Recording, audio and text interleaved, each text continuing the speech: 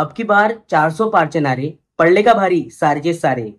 देशाच्या इतिहासामध्ये काल सर्वप्रथमच कुठल्याही एका पक्षाला स्पष्ट बहुमत न देता दोन राजकीय पक्ष एकमेकांसमोर प्रबळपणे उभे केले या लोकशाहीने आणि या लोकशाहीला जिवंत ठेवण्यासाठी. याच लोकशाहीची फॅक्ट आपण या व्हिडिओमध्ये बघणार आहोत की 2024 मध्ये कुठले फॅक्ट होते की ज्या फॅक्टमुळे पूर्ण देशाचा इतिहास बदलणार आहे.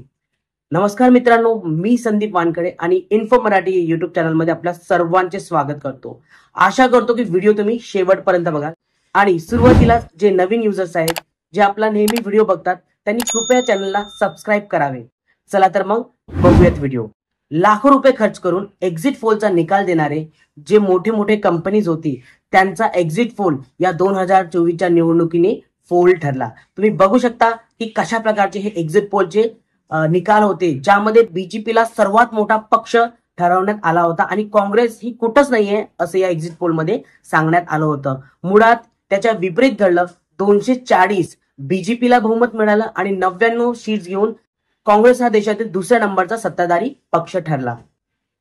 मित्रांनो, तुम्हाला माहिती असेल, जर सरकार स्थापन करायचे असेल तर 543 या सदस्यांपैकी 272 इतका बहुमताचा आकडा पार करावा लागतो. परंतु या 2024च्या निवडणुकीमध्ये काँग्रेस पक्षाला 99 तर बीजेपीला 240 इतकी सदस्य संख्या मिळालेली आहे. म्हणजे बीजेपीला अजून सुद्धा 32 इतकी सदस्य पाहिजे पूर्ण सरकार स्थापन करण्यासाठी. जर आपण एनडीएची गोष्ट केली तर एनडीएला एकूण मिळून 292 सदस्य संख्या मिळालेली आहे.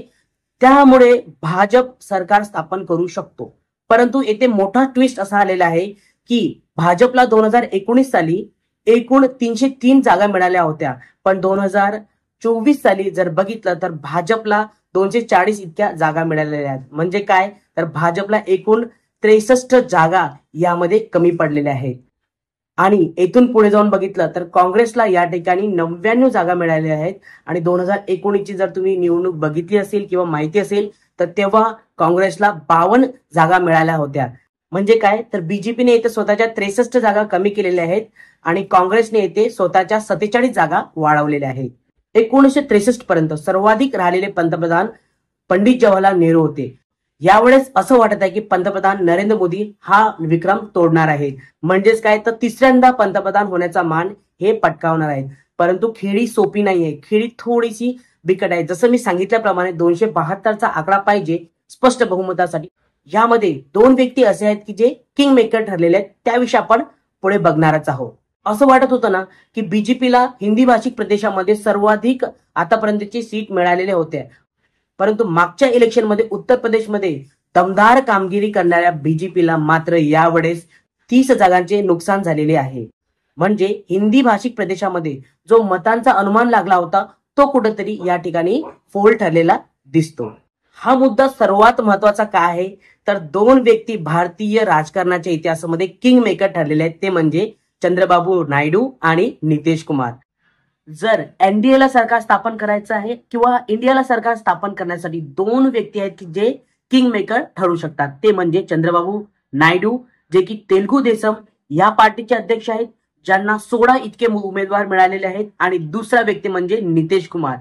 तर त्यांची जी पार्टी आहे जनता दल, जनता दलला 12 जागा मिळालेल्या आहेत. तर तेलुगू देसम आणि जनता दल या दोघांना मिळून 28 जागा होत आहेत.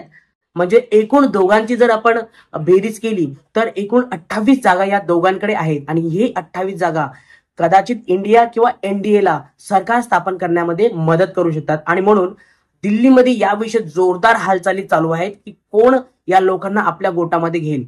यामध्ये सुद्धा विशेष करून सांगावंसं वाटेल की जे नितीश कुमार आहे हे पहिले इंडिया अलायन्स मध्येच होते, परंतु असं सांगण्यात येतं की त्यांना जी अपेक्षा होती की इंडिया अलायन्सचा अध्यक्ष बनवणे किंवा नेतृत्व करणे, ते न केल्यामुळे त्यांनी ती युती सोडून भाजपसोबत युती केली. आणि होऊ शकते की ती आपली बाजू पलटू शकतात. यामुळे आता आपल्याला बघावं लागेल की यामध्ये किंग मेकर कोण ठरणार आहे. उत्तर प्रदेशामध्ये घाईघाईमध्ये उभारण्यात आलेलं राम मंदिर कुठेतरी भाजपला बॅकफूट वरती ढकलण्याचं काम करतोय. येथे आपण बघू शकतो की फैजाबाद या ठिकाणी, जो की अयोध्येचा प्रदेश आहे, त्याच ठिकाणी बीजेपीचा उमेदवार हारलेला आहे. आणि म्हणून राम मंदिराचं जे नेरेटिव्ह देशामध्ये सेट करण्यात आलं होतं ते कुठेतरी बीजेपीला लाभदायक ठरताना दिसत नाही आहे. त्यानंतरचं फॅक्ट, आता महाराष्ट्रातील जनतेला सर्वांना माहिती आहे की महाराष्ट्रामध्ये कशा प्रकारचं राजकारण खेळण्यात आलं होतं. उद्धव बाळासाहेब ठाकरे यांची पार्टी शिवसेना आणि शरदचंद्र पवार यांची पार्टी राष्ट्रवादी, या दोघीही पार्टीला फोडून बीजेपीने नवीन अलायन्स बनवली होती राष्ट्रवादी काँग्रेस सोबत आणि शिवसेना जी की शिंदे गटासोबत.